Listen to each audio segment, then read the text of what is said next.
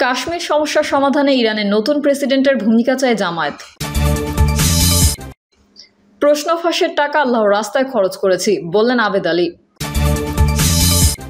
জানাবো কোটা নিয়ে আন্দোলন না করাই উচিত বললেন অ্যাটর্নি জেনারেল। এবং সর্বশেষ জানাবো নরসিংদী রেল লাইনে 6 জনের মৃত্যুর কারণে রহস্য, পরিচয় মিলেছে একজনের। এতক্ষণ শুনছিলেন সংবাদ শিরোনাম, এবার বিস্তারিত।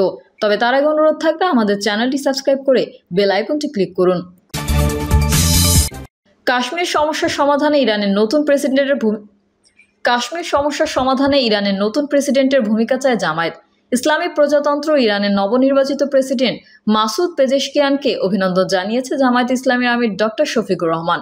সোমবার সন্ধ্যায় গণমাধ্যমে পাঠানো এক বিবৃতিতে তিনি বলেন, আমি আশা করি ফিলিস্তিন ও কাশ্মীর সহ মুসলিম বিশ্বে বিরাজমান বিভিন্ন সমস্যার সমাধানের ব্যাপারে তিনি বলিষ্ঠ ভূমিকা পালন করবেন। বিশ্ব শান্তি ও নিরাপত্তা সহ বিভিন্ন বিষয়ে আমরা তার যথার্থ ভূমিকা প্রত্যাশা করছি। কেন্দ্রীয় প্রচার বিভাগের মুজিবুল আলমের নামে পাঠানো বিবৃতিতে মাসুদ পেজেশকিয়ানকে দলের পক্ষ থেকে অভিনন্দন জানান জামায়াতে আমির। তিনি বলেন, আমি আশা করি ইরান ও বাংলাদেশের মধ্যে বিরাজমান বন্ধুত্বপূর্ণ সম্পর্ক এবং পারস্পরিক সহযোগিতা ভবিষ্যতে আরও বৃদ্ধি পাবে। পৃথক এক বিবৃতিতে গ্রেট ব্রিটেনের লেবার পার্টির নেতা কিয়ার স্টারমার প্রধানমন্ত্রী নির্বাচিত হয় তাকেও অভিনন্দন জানিয়েছেন শফিকুর রহমান। জামায়াতের আমির আশা করেন তিনি বিশ্বে বিরাজমান বিভিন্ন সমস্যার শান্তিপূর্ণ সমাধানের ব্যাপারে অত্যন্ত বলিষ্ঠ ও ন্যায়সঙ্গত ভূমিকা পালন করবেন। প্রশ্ন ফাঁসের টাকা আল্লাহর রাস্তায় খরচ করেছি বললেন আবেদ আলী। বাংলাদেশ সিভিল সার্ভিসের পরীক্ষা সহ 30টি নিয়োগ পরীক্ষায় প্রশ্ন ফাঁসের অভিযোগে পিএসসির চেয়ারম্যান সাবেক গাড়ি চালক সৈয়দ আবেদ আলীর জীবন ও তার ছেলে উপজেলা ছাত্রলীগের সহসভাপতি সৈয়দ সোহানুর রহমান সিয়ামকে গ্রেফতার করেছে পুলিশের অপরাধ তদন্ত বিভাগ। সৈয়দ আবেদ আলীর ব্যক্তিগত প্রোফাইল ঘেঁটে দেখা যায় রাজনৈতিক সামাজিক কর্মকাণ্ড, দান খয়রাত আর পরহেজগারির নানা খবর। গণমাধ্যমের সঙ্গে এক সাক্ষাৎকারে আবেদ আলীর কাছে জিজ্ঞাসা করা হয় প্রশ্ন ফাঁসে কত টাকা ইনকাম করেছেন। জবাবে আবেদ আলী বলেন, প্রশ্ন ফাঁসে যত টাকা কামাই করেছি সব খরচ করেছি আল্লাহর রাস্তায়। গত 12 জুন আবেদ আলী তার ফেসবুকে এক পোস্টে লিখেছেন, আমার জীবনে কোনোদিন অসৎ উপায় অবলম্বন করিনি, গায়ে খেটে ভাগ্য পরিবর্তন করেছি। উল্লেখ্য, মাদারীপুরের ডাসার উপজেলার বাসিন্দা আবেদ আলী একজন ড্রাইভার হলেও তার কোটি কোটি টাকার সম্পদের তথ্য সামনে এসেছে। প্রশ্ন ফাঁসের সঙ্গে জড়িত থাকার তথ্য সামনে আসার পরই সোশ্যাল মিডিয়ায় তার বিপুল সম্পদের তথ্য তুলে ধরেছেন নেটিজেনরা। ছেলে ছাত্রলীগ নেতা, পড়েছেন বিদেশে, এরপর দেশের একটি ব্যয়বহুল বেসরকারি বিশ্ববিদ্যালয়ে।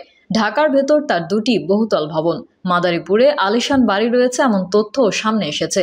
সর্বশেষ উপজেলা পরিষদ নির্বাচনের চেয়ারম্যান পদের নির্বাচনের জন্য প্রচারণা চালিয়েছেন আবেদ আলী।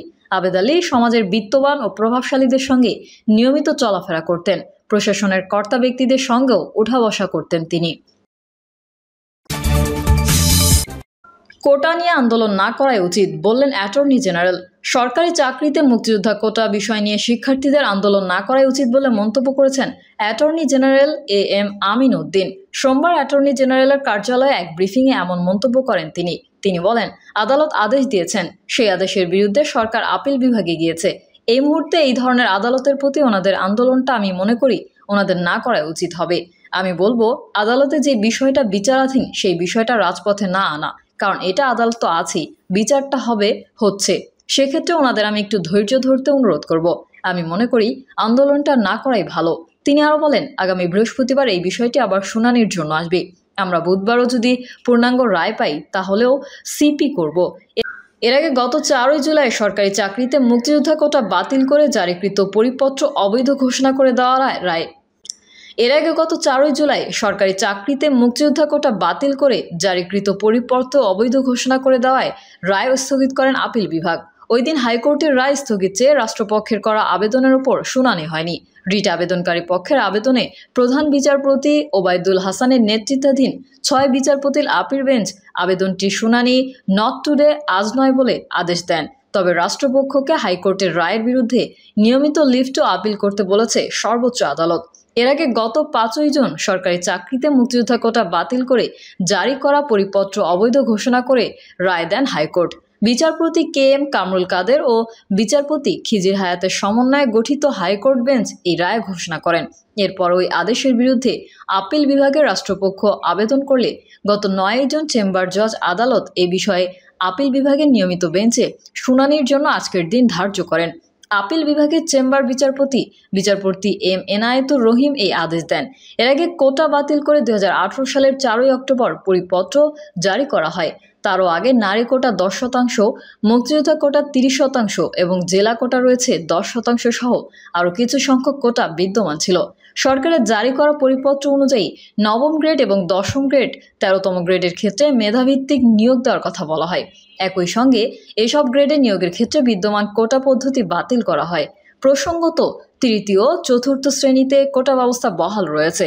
এই পরিপত্রের বৈধতা চ্যালেঞ্জ করে করা রিটের প্রাথমিক শুনানি নিয়ে 2021 সালের 6 ডিসেম্বর হাইকোর্ট রুল দেন। রুলে পরিপত্রের পাশাপাশি এর আগে দেওয়া হাইকোর্ট ও আপিল বিভাগের আদেশ প্রতিপালন না করা এবং মুক্তিযোদ্ধাদের প্রাপ্য অধিকারের প্রতি অবজ্ঞার বিষয়ে জানতে চাওয়া হয়। চূড়ান্ত শুনানি শেষে রুল অ্যাবসলিউট ঘোষণা করা হয়।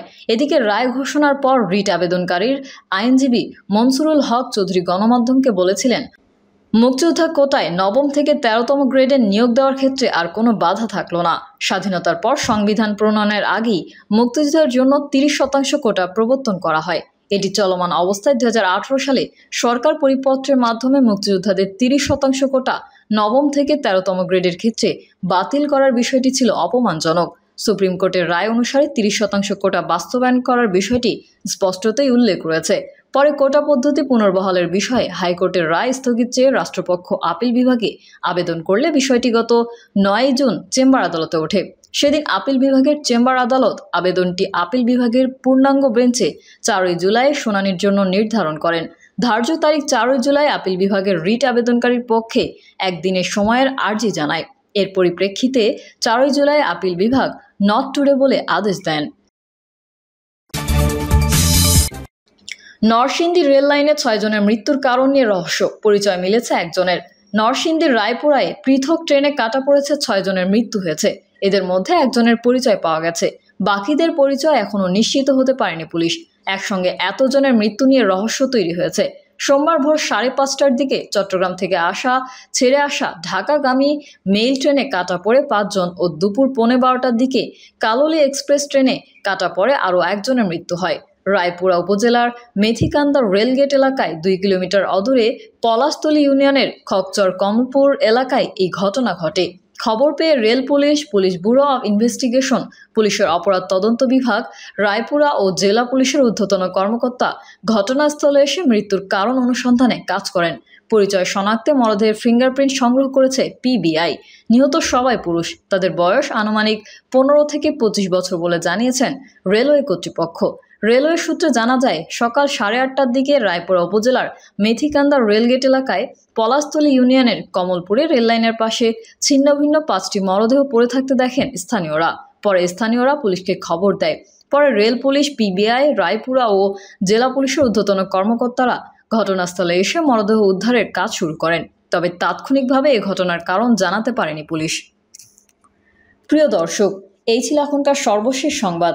আপডেট সংবাদ পেতে চ্যানেলটি সাবস্ক্রাইব করে বেল আইকনটি ক্লিক করুন। কমেন্টে আপনার মতামত জানিয়ে আমাদের সাথেই থাকুন। ধন্যবাদ সবাইকে। আল্লাহ হাফেজ।